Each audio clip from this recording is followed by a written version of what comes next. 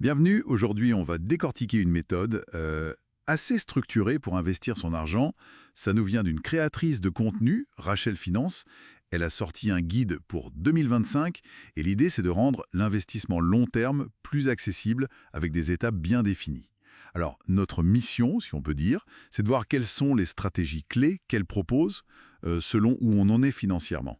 On regarde ça de plus près? Bon, premier truc qui peut étonner un peu, elle déconseille d'aller en bourse si on a juste, mettons, 1 000 € de côté au total. C'est pas beaucoup. Qu'est-ce qu'elle suggère à la place pour cette toute première phase? Oui, c'est ça. Avec si peu, en fait, la priorité absolue, c'est pas le rendement, c'est la sécurité. Il faut se constituer ce qu'on appelle une épargne de précaution. L'idée, c'est d'avoir de quoi tenir 3, voire 6 mois pour les dépenses vraiment vitales, le loyer, la nourriture, les trucs de base, quoi. Faut un matelas de sécurité avant de prendre des risques. Elle dit aussi, et c'est intéressant, d'investir son temps à ce stade pour essayer de gagner plus. Et si on a un peu plus, genre 6 000, 10 000 €, elle parle même d'une petite diversification en devises stables. Francs suisses, dollars US. Ah oui. Déjà, Avant même la bourse. oui, pour se protéger un peu des risques sur sa banque ou une dévaluation éventuelle, tout en gardant bien sûr du cash dans sa monnaie locale. C'est une première sécurité en quelque sorte. D'accord. Intéressant cette approche. Bon, une fois qu'on a cette base solide et qu'on arrive, disons, à mettre quelques centaines d'euros de côté chaque mois, là, on peut commencer à investir plus activement. Et là, elle parle de la fameuse magie des intérêts composés, c'est ça? Qui peut mener loin. Exactement, on passe à la phase 2. On entre en bourse, mais attention, avec une vision long terme. Le maître mot, c'est la régularité.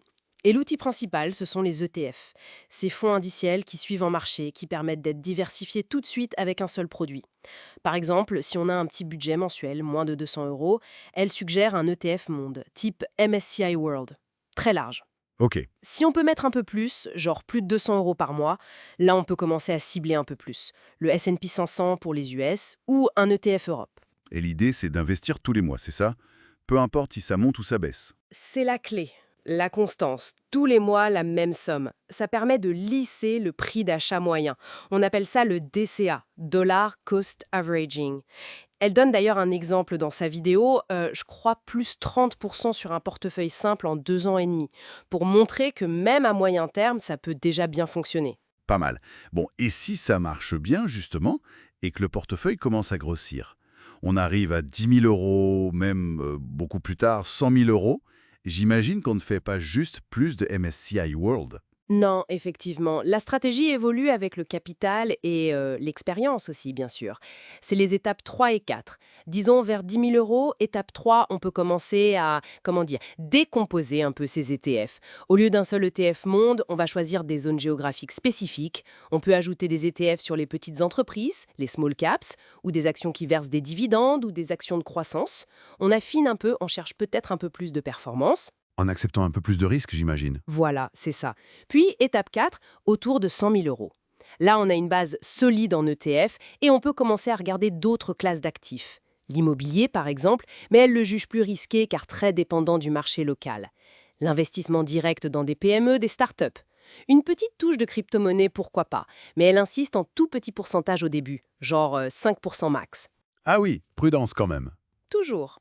Voire même, pour les plus avertis, une part limitée, disons 20% maximum du portefeuille, sur des ETF à effet de levier. Mais là, attention, ça amplifie les biens et les pertes. Donc le message clé à ce stade, c'est de garder un noyau dur, environ 70%, en ETF classique, bien diversifié. Le cœur du réacteur, quoi. Très clair. Donc on complexifie, mais la base reste solide. Et tout au bout de l'échelle, pour les patrimoines vraiment conséquents, c'est quoi la dernière étape? L'étape 5, c'est plus une étape de consolidation, de sécurisation. On va chercher à protéger ce qui a été accumulé. On peut utiliser des outils qui sont parfois moins accessibles avant, comme certaines obligations spécifiques, des métaux précieux peut-être un peu différents de l'or classique, ou même d'autres devises jugées solides comme le dollar de Singapour. Le but, c'est double. 1, protéger le capital, et 2, continuer à générer des revenus, si possible passifs, en plus de ce qu'on a déjà. On optimise le couple rendement-risque global. Ok, donc si on essaye de résumer cette approche de Rachel Finance, c'est ça.